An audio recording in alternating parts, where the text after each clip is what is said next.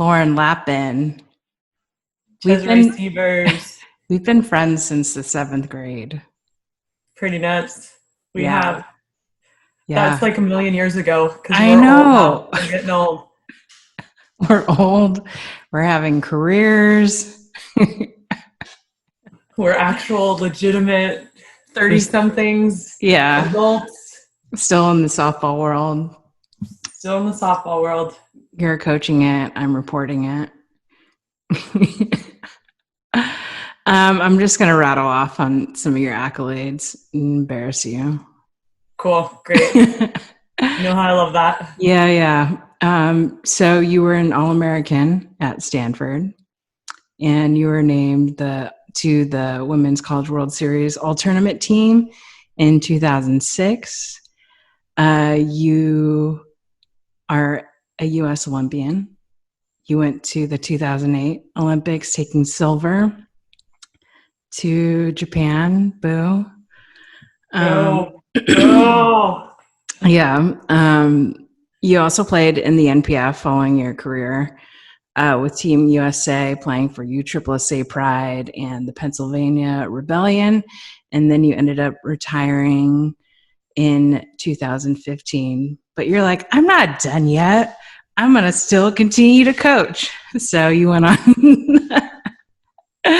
You coached at Roosevelt University, and now you're at University of Missouri St. Louis. And you were the head coach of the Chicago Bandits. And when we met for coffee last summer, you told me it was one of your favorite summers coaching ever. And I was like so happy to hear you say that. That's a lot and pretty amazing, my friend. Thank you. Can you talk about what made last summer so special for you as a softball coach? Yeah, I think actually the past 2 summers, it was kind of a culmination of like a perfect storm of where I've been in my coaching career and leading me up to that point, coaching with under Newbie, who's a good friend of mine, a former teammate of mine, someone who I've always enjoyed as a human, but also respected in the softball environment. And so that first summer with the Bandits was awesome. I learned so much. I was in an environment that was new and fresh and different than I had been in. The Bandits organization is incredible. The culture from top down, just from the mayor of Rosemont, Brad Stevens, the front office, the players, the group of players that we had brought in. It was just a really, really great experience that first year. So when they offered me the head position, it was kind of a no-brainer. You know, I took some time to think about it, but because it's a lot of moving parts and it's committing, you know, not just your 9 months of kind of full-on coaching position in the college realm, but then adding on 3 months with no break kind of in between. So wanted to think about it logistically, but as far as the experience and the culture and being in the professional environment and just exposing myself to that level, continuing to expose myself to that level, made it a no-brainer. And I'm so freaking happy I did, because like I told you last summer, it was really, really special. And for a lot of reasons. I think first and foremost, the group of players that we put together last year was something special. And I think that if you talk to each one of them, had an individual experience in it, personal experience in it, but it was one of the most special groups I've ever been a part of. And I think that the main reason for that is because everyone brought their best selves to the group and felt comfortable being who they are. And we try to empower these women to bring their whole self to the group and see what we can do together. So it's obviously softball at the most elite level, but just the human factor was really special. And I got to reconnect with an old friend, Amber Flores, Flo, who was a freaking stud at Oklahoma in her college career. And then she played one season in the NPF, and her rookie season was with the Pride. And so we were kind of fast friends that summer. Remained close for a couple years, but then probably like 7 years, just, you know, would keep in touch maybe once in a year, or touch base once a year. And so she reached out to me when it was announced that I got the Bandits head job, and asked me to just consider her as an assistant, that she wanted to continue to stretch herself and expose herself to new environments in the softball world. And it was basically without hesitation. And I'm so glad, because she's just a unique personality. Talk about bringing your whole self. She is just 100% authentic. She's such a good soul and spirit.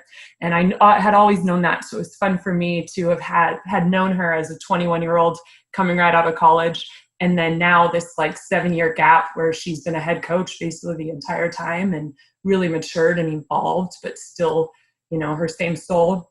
So that was really special about last summer for me personally. And then also Lance McMahon was our assistant. He's the pitching coach at Illinois. And he got recommended to me by like 5 different people, and I really didn't know him, but we had one conversation on the phone, and I was sold, and just a fun spirit. Our staff just was really cohesive and silly, and but yet serious. And it was a really special summer. Plus I got to be challenged, in a new role. I've always considered myself like really fit to be a solid assistant, like a great wing person. And so it challenged me to kind of find my own voice as the decision maker, as the leader of the group. So that was empowering too. Mm. How did you how did you prepare to take on this new role? And I think a lot of times too, even though we're changing roles, we feel like we have to change who we are. And that isn't necessarily all the case. It's more so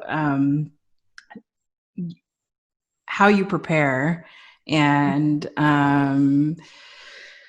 how you structure your days and plans change. Can you talk about some of the things that you kind of wrestled with that transition? Yeah, totally. So I've been fortunate to be in a position where I feel like I have a strong voice as an assistant coach. So Amanda Scott and I have been coaching together for almost 10 years now. And so we really feel like we do it together, and she's the boss. She's the ultimate decision maker as the head coach, but she gives me a really big voice, and we're a team. So I've already had the experience for quite some time on just feeling like,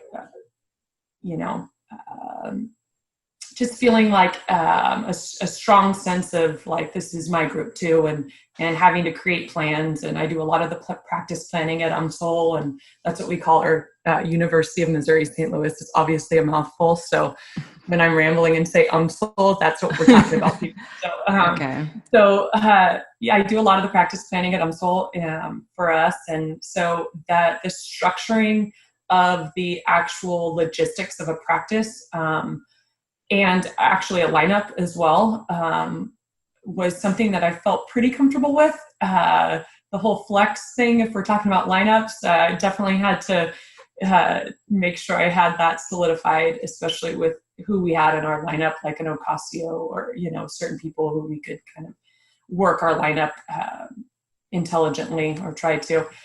So it was more so in really like trusting my ability to go with my gut and like take in the opinions of my counterparts and really discuss what our plan of attack was, how we wanted to approach another team, how we wanted to approach the group, what the pulse on the group was, like have a good,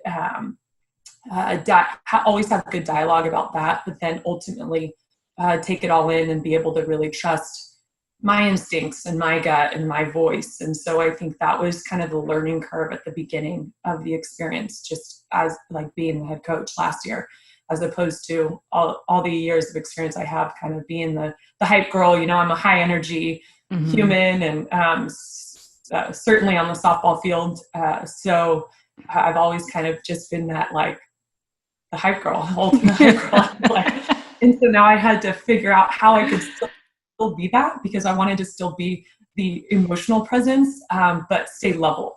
And I think all the best head coaches that I've seen have the ability to be authentically themselves, but still be really even keeled. And that's something it's never been my strong suit. I mean, Chez, you know my father, you know it's in my blood. So I'm more of an emotional roller coaster, and less so now that I've had more years under my belt. But certainly this experience, I wanted to make sure I stayed self-aware and was able to kind of control those emotions in the height of, a game specifically. Yeah.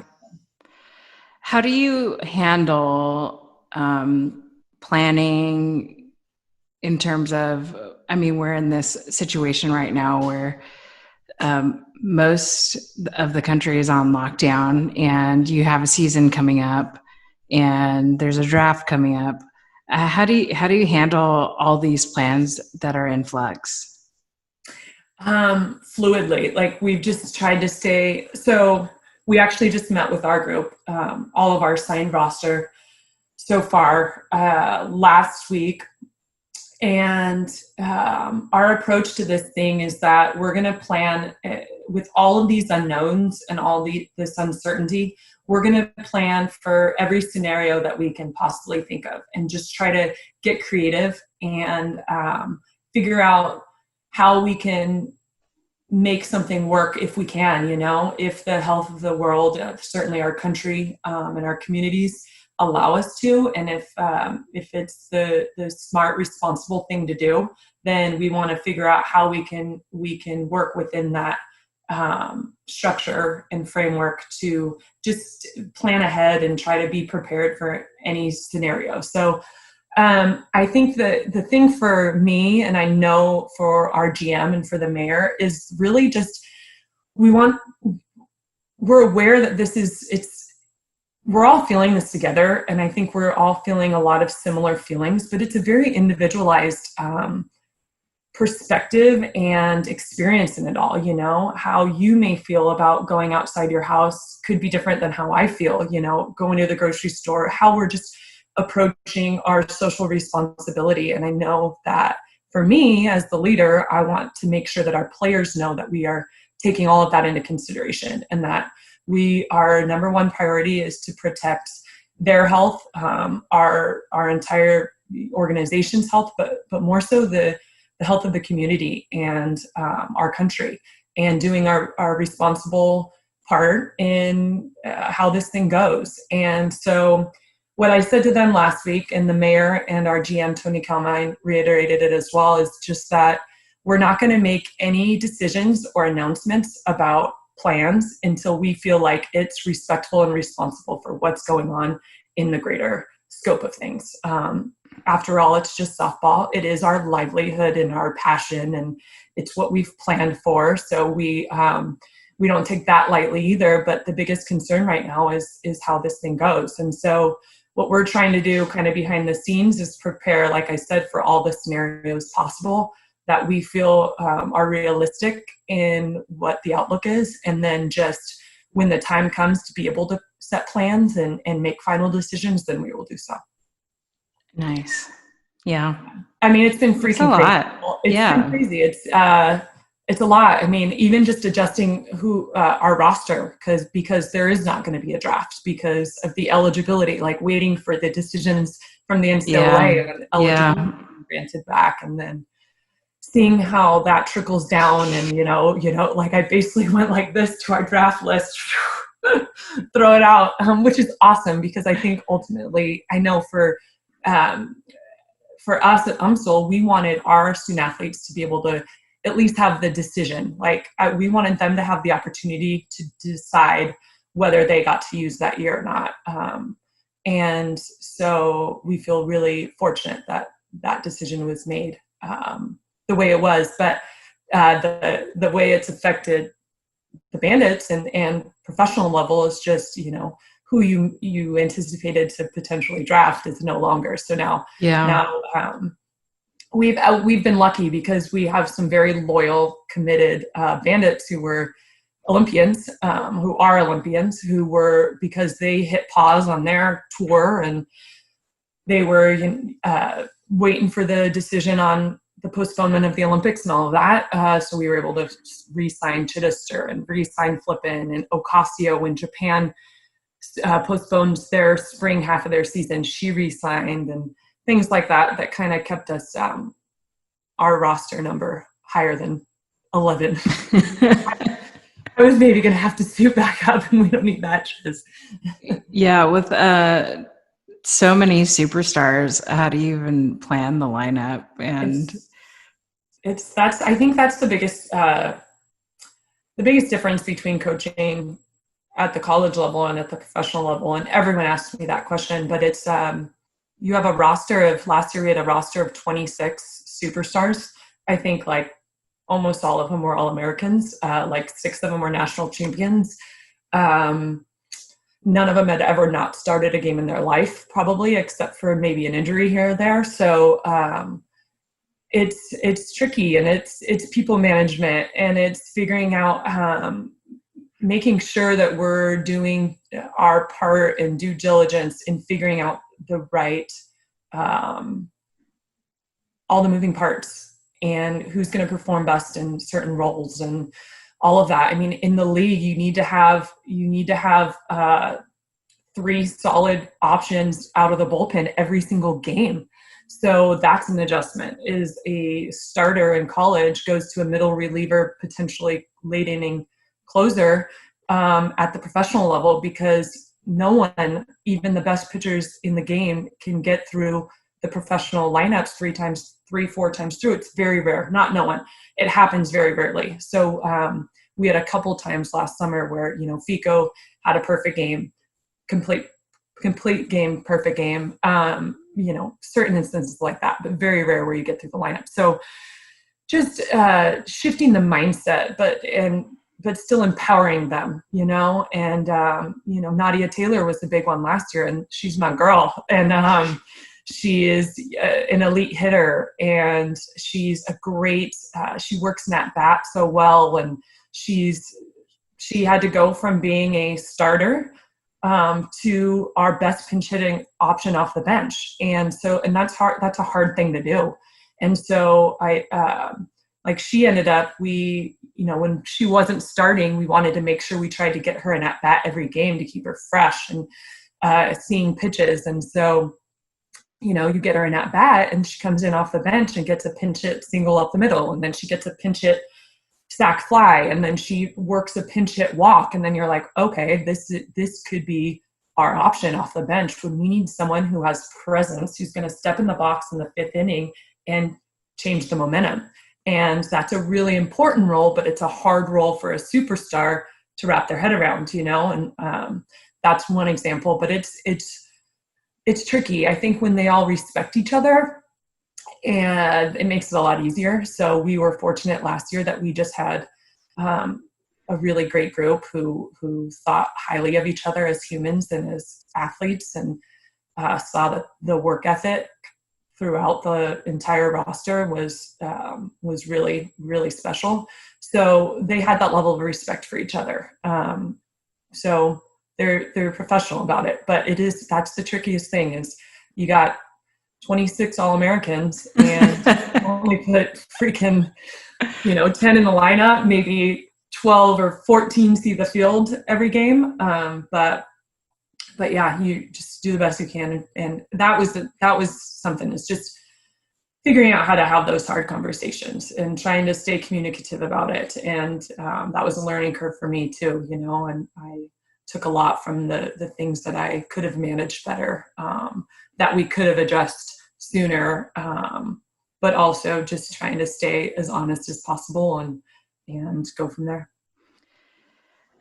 So as you were talking, I was thinking about just so many great coaches and so many great players who have influenced you and touched your life. Mm-hmm.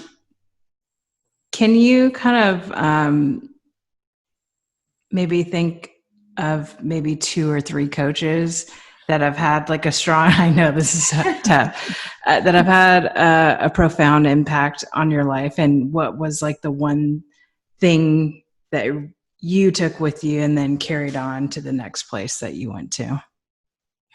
I two or know, three deep shows. one. I Come on. know. Come Sorry. on. Sorry. Coaches, you're saying? Yeah, Two or coaches. three coaches. Okay. Well, I mean, my foundation is our cruiser coaches, and the crazy passion and commitment that our dads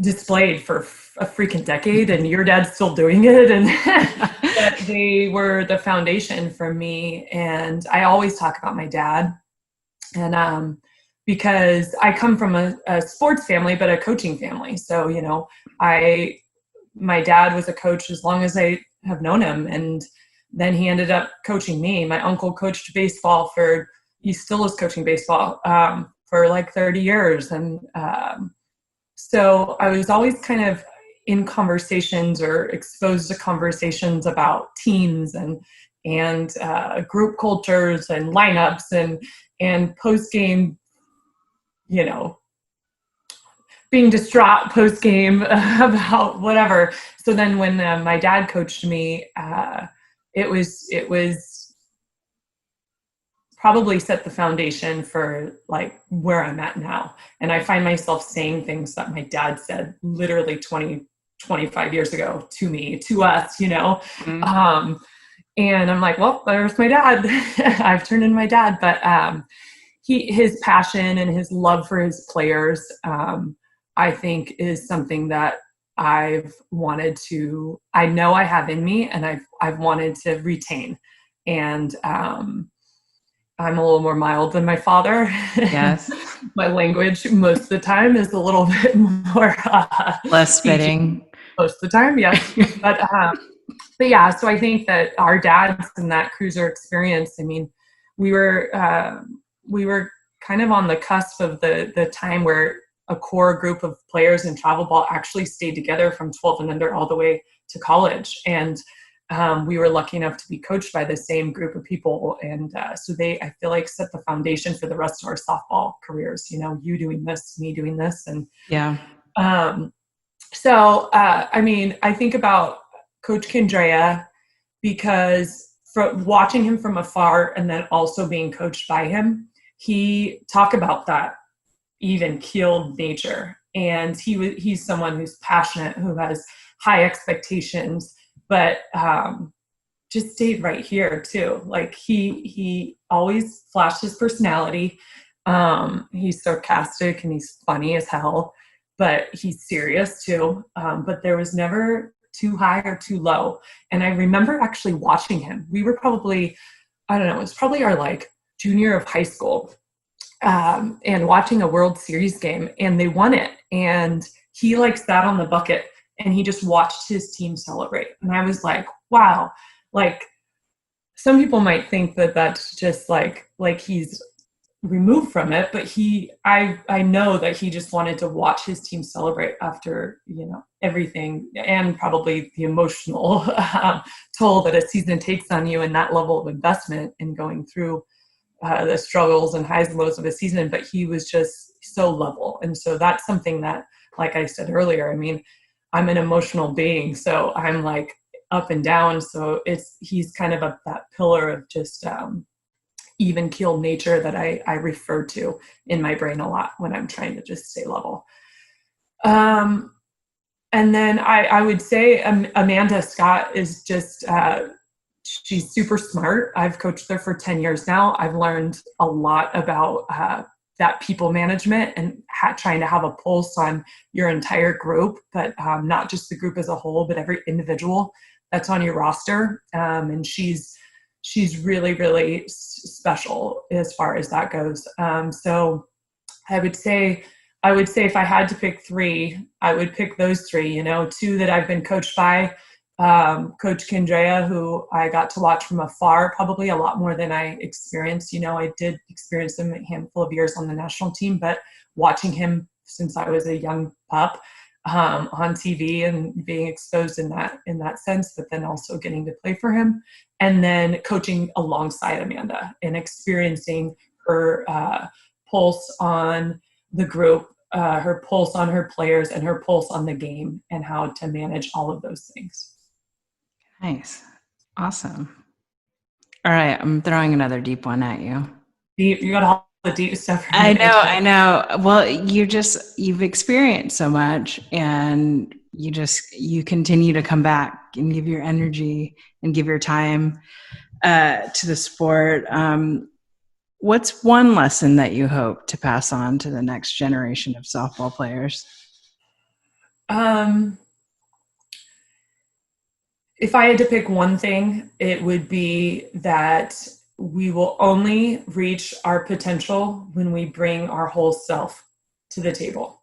And that was something I had to learn about myself as a player. And I encourage in the athletes that I coach now is I want all of you, whatever that is. I want the good, the bad, the ugly, the messy, the emotional. And let's work with that. Let's work within that framework, because you're only going to uh, be able to see your potential and go beyond your potential is if you put it all out there. And that's been something that has been important to me at the college level, and why I love coaching at the college level is because we're experiencing these young kids at the most transformational stage of their life. You know, the 4 years where they come in as 18-year-olds and we send them off into the world as 21, 22-year-olds. And it's the first time they're away from their parents and making decisions on their own and figuring out who they are, who they love, what they love, all those things.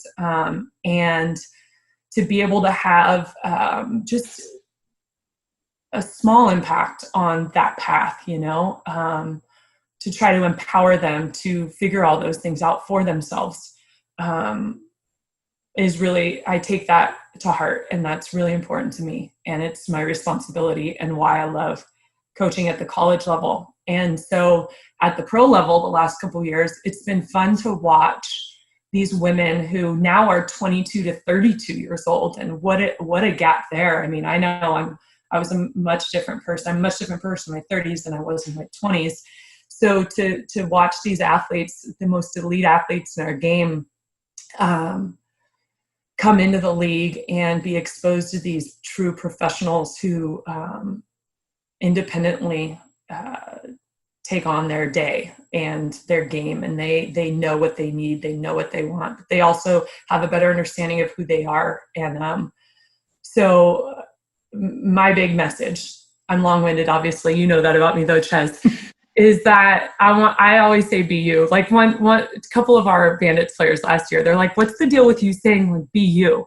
Like, what's that about? I want to know more. And I'm like, I say that? I didn't even realize it. So apparently that's my shtick. But when I really thought about it, it is the thing that is most important to me in this role as a coach, and is to empower women to bring their whole self to the table. And I know that through experience in my early 20s and figuring out who I was, and learning that once I started to embrace who I was and show it off, that's when I saw my game take off. That's when I saw my relationships, my friendships take off. And so I want to give that experience to the next generation. And also, I just feel like softball is the thing I'm most passionate about. 100%. I love it. Like, I get on the softball field and like I'm the biggest geek there is. I could hit fungo for days. I love the game, but I also know that it's my biggest tool for impact in this world.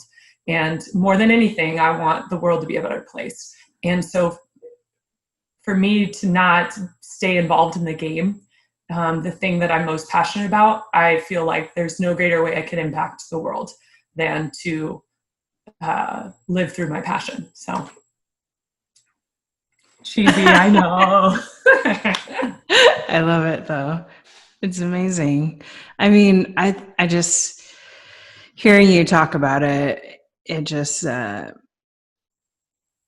makes me grateful to have people like you in the sport continuing to be an influence and a voice, because it's important. We don't often hear that message as players. It just wasn't talked about really, and then we don't realize sometimes how we're being conditioned one way, And then now I'm holding back and not being my true self in fear of what others might think or how 100%. others might react. And when you like decided to kind of free yourself from those restrictions or those trains of thought, it just is a better way to live and to be. 100%. I mean, and I feel really lucky that I've been able to, I've been put in environments. I've also now learned to put myself in these types of environments, but I was put in environments through the game of softball where I was exposed to these strong-willed women, you know, and my early years of my softball career all of the leaders were men, and I love it. And they, like I said earlier, set the foundation. Your dad, my dad, Coach Rittman at Stanford, Coach Kendrea with the national team. And they were all strong male leaders. But it wasn't until beyond college that I started to really get exposed to strong-willed women. And like, it's great. I mean, I think about our good friend, Megan Jo Willis, and being her teammate. I mean, there's probably no one more authentic than her. And it kind of was shocking to me at first. You know, I can win the Serious World Award sometimes, and she is like off the cuff. But being her teammate and seeing how she empowered me as a catcher, like we could have been competitive with each other, which we were in a healthy way, but she was also in my back pocket when I was the starting catcher in the game. And that taught me a lot about my role when I wasn't in the game, or if I was at second base instead of catcher, and how I could empower her the way she did me. And that showed me not just like her commitment to the team, but also her comfort and confidence in herself and what she meant to the group. And she didn't feel threatened by the fact that I was starting a game over her or instead of her, not over her. But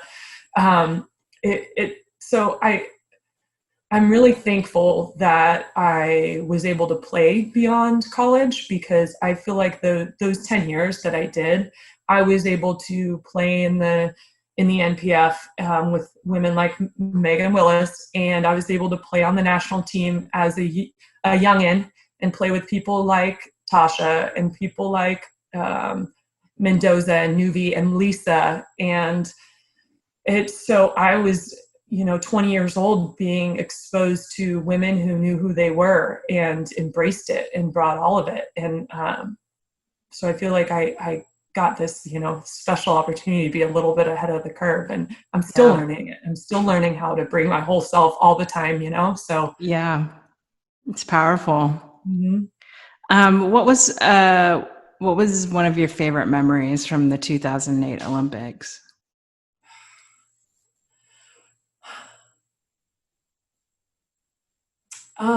Actually, I have two. I'm gonna say two.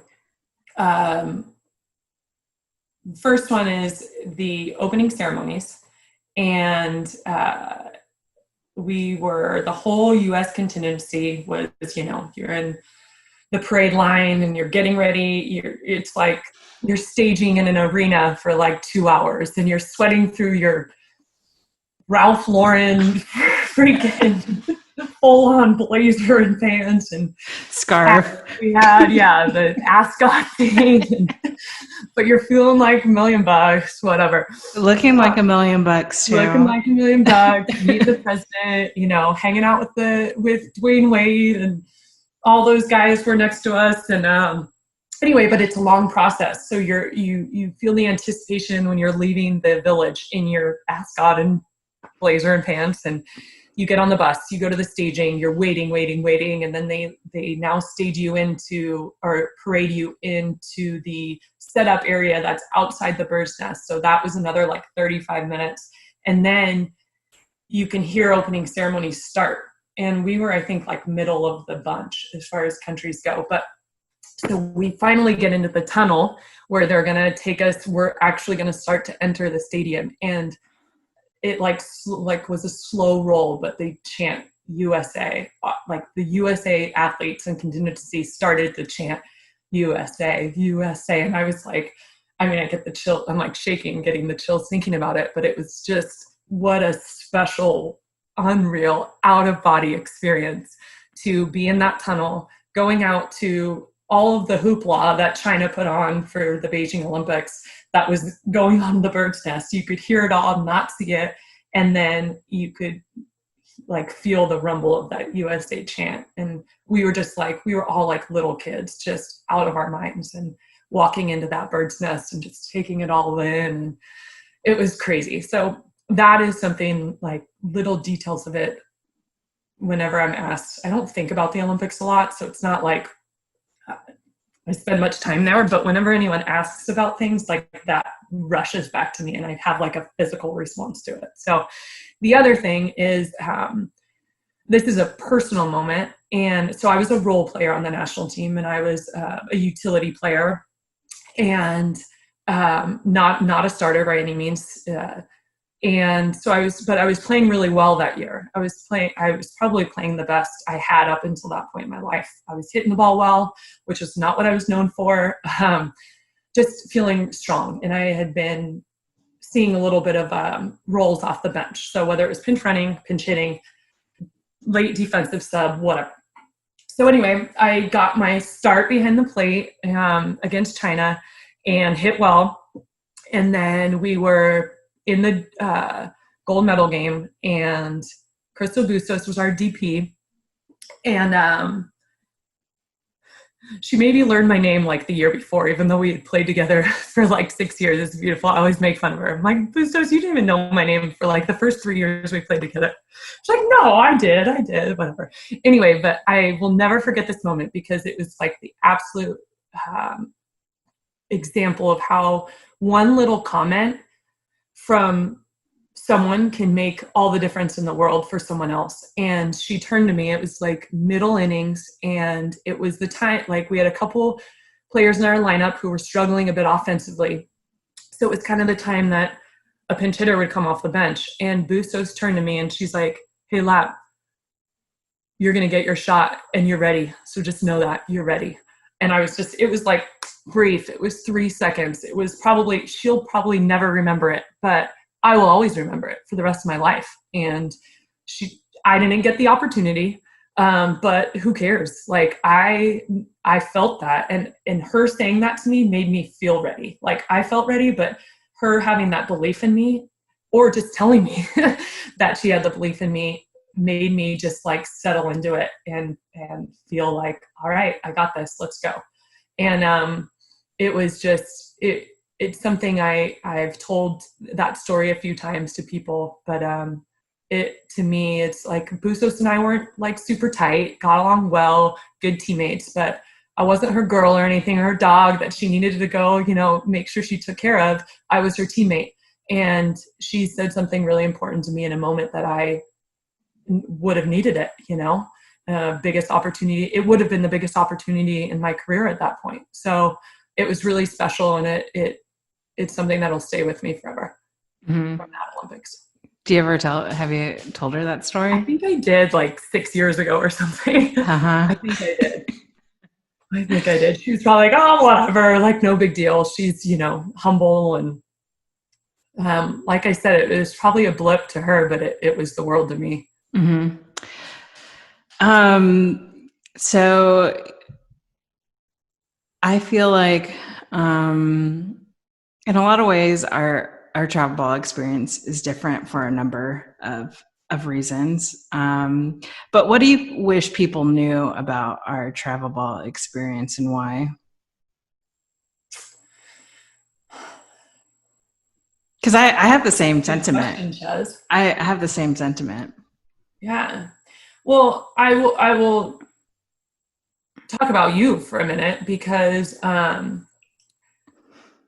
for people who don't know, Chez is a badass and was always a badass softball player. And probably the reason, her and her dad are probably the reason I actually could become a legitimate middle infielder, watching Chez make crazy plays all the time and all that. But what you brought to our group for 10 years was just a joy of the game, a joy of competition, a joy of people. I mean, the stupid ass cheers you would make up.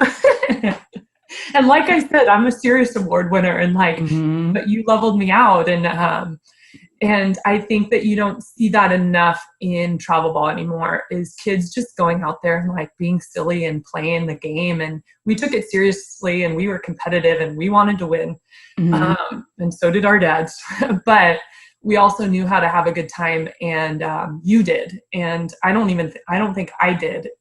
And this is all in hindsight thinking about it. But it's like one of my favorite things to think about in our travel ball experience is just like our hooting and hollering in the dugout and stupid cheers, or like, I think about also, see, now my wheels are spinning, but so obviously I caught and you played second, and it's like, and we, I think, talked about this in college because you had this connection with Megan at Texas. But I had it with you too. Yeah, we would be able to literally not even make eye contact and backpick someone at second base. It was like, because we were given the opportunity by our coaches to play the game. And then we also just were out there like having fun and trying to like catch people off guard and win, get out. Yeah, totally. We weren't overcoached. We were able to like make those decisions and fail, and make those decisions and succeed, and feel the impact of that. And yeah, so we were like so in tune with each other, partly because we played together forever, but also because we were in an environment where we were allowed to do that and go out there and just play the game and have fun and try to get people out. And I think that's what's missing. I think we're seeing it come back a little bit, but I think that's what's missing now from travel ball that we had back in our day, is the joy and then just the ability to just go play and figure it out. It's wild because I'll see some coaches that we played against, and they will still come up to me, and I'm sure they come up to you too. And it's like, a lot of them will say, I don't think I've ever seen a group like, it wasn't just like our team. Of course, the Batbusters were there, and then Gordon's Panthers and Firecrackers. But a lot of those groups like stayed together, much like we did. Right. So that the competition was just so fierce, and really a game of who had the edge that game, because a lot of us were equally matched in terms of lineup 1 through 9, pitching depth. But I think just kind of hearing you talk about it, the make of a great athlete is also, and great competitor, is being able to find that balance between the joy and the seriousness of the moment at hand, but I think what makes like the cheering and singing in the dugout like so important is because it brings together the team. We're in unison. Everybody knows the words. We're clapping together, like we're coordinating. There's a level of teamwork there, even though it sounds like absurd and silly, but I think it's so important. And that's why we were able to have that kind of connection and collaboration on the field, because we were connected both like on the field and then in the dugout, like through our cheers. And I listening to you talk about Megan too just makes me think like, wow, working with you and then working with Megan, it was just like such an easy transition. And just, so I didn't realize how special it was until like we start talking about it, because I don't know very many like catcher, second baseman who like operated like that. Like no signs. Yep. No sign necessary. Unhittable sign. Coming to you. Yeah. But I mean, you helped me move on to college and be able to do the same thing with Megan. So it was just like, so it was an easy transition and so fun. We just like had so much fun, and we enjoyed each other's company.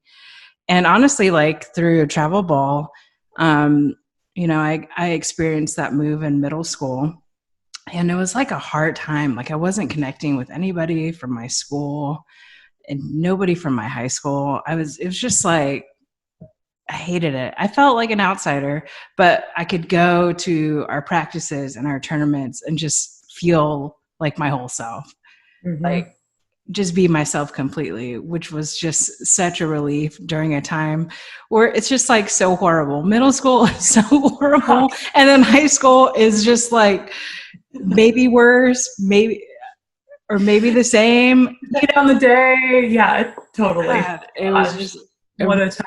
Really tough time for me and travel. And that's why I feel like it was so important to have like the connections like you're talking about at that age for you. I know I felt that, but the outlet and that, and when you ask about like what's missing from travel blog these days, it is like we ended up wanting to get scholarships and go play in college and continue playing the game we love and all of that, but it wasn't our focus at that age. It was not at all. Our focus was to go do the best we could, try to keep up at practice without dying with Mel Seavers infield drills and my dad barking at us and all of that. And then when we got to go play for 12 hours on a Sunday, it was like, let's have fun and let's try to win and get people out. And you know what I mean? And it was just like, that's what it was about. And it was always, I felt this, and when you're talking about it, it really rings true. It's just like, it was always an outlet. It was an escape from whatever and an outlet to just go be competitive and be ourselves and be silly and yet be serious. And I wish I saw that more. And I know that when I do see it these days, when I'm out recruiting, I'm like, there it is. All right. Yeah. It is. There's a glimpse. Yeah. It's very rare. I think it's just like the seriousness of it can suck the life out of the game. And I share the same sentiment with you. Was the scholarship was never like the central focus. It was like going out there and winning and having fun doing it. Right. And then the Jerry was like, all right, now people. Cool. I guess this school wants me to go there. Yeah. Oh my gosh. I was such an idiot during that time. Isn't it so funny to think back? Yeah. Totally. It seems like light years ago. I actually recently found these pictures, and I've moved and downsized, so I don't know where they are, but they were of us on cruisers back in it was probably like first year of 14 and under. And it was so amazing. And then I had to do something for Bandits where I had to find old pictures. So I was looking for those pictures, couldn't find them. So I called my mom and had her go through pictures. Of course, she sends me like a bajillion. Yeah. But one of them was me catching and Dina Tyson. I was like 99% sure it was Dina Tyson.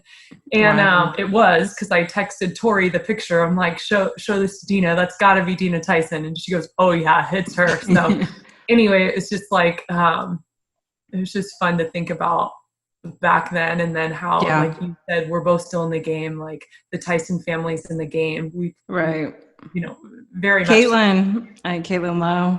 Caitlin, yes.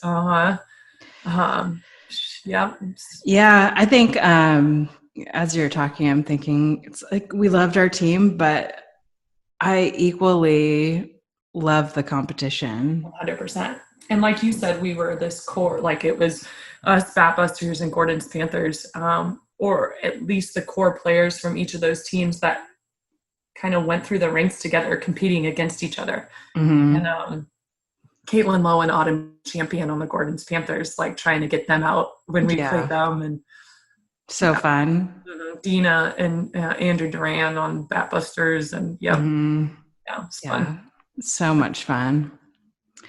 Well, thank you for taking some time to go down memory lane with me. Thank you for taking down that lane. Yeah, it was so fun. For people who are watching or listening, how could they either follow you and the Bandits? Where should they go? ChicagoBandits.com, or at Chicago Bandits. Hopefully I got that handle right for our, let's see. Chicago Bandits is a damn good follow, people. So even if you're not a Bandits fan, it's a great follow. Our social media, I think, is smart and funny and visually appealing. So check it out. Let's see. Let me make sure I got it right. Chicago Bandits on Instagram, Twitter, probably TikTok. Who even knows about TikTok these days? Yeah. And ChicagoBandits.com. What else did you ask? About you, if you want anybody to follow you. Can follow me, Lappin37, still holding on to the number like a slipway. I'm very minimal on social media, but I do love the Instagram. Mm-hmm. So awesome. Yeah, that's where you can check me out. All right. Follow the Bandits. So hopefully we'll have some softball for people to watch this summer. I know everyone who's going to be watching this is dying to watch the game again. I know I am. Yeah. And so we're hoping that we can put something together, even if it's, a live stream, a really great live stream of some of the best in the world competing against each other. So stay tuned and stay healthy and safe to everyone. And then hopefully we all have some damn good softball to watch soon. Yeah, I hope so. Thanks, Lauren. Thanks, Cesare.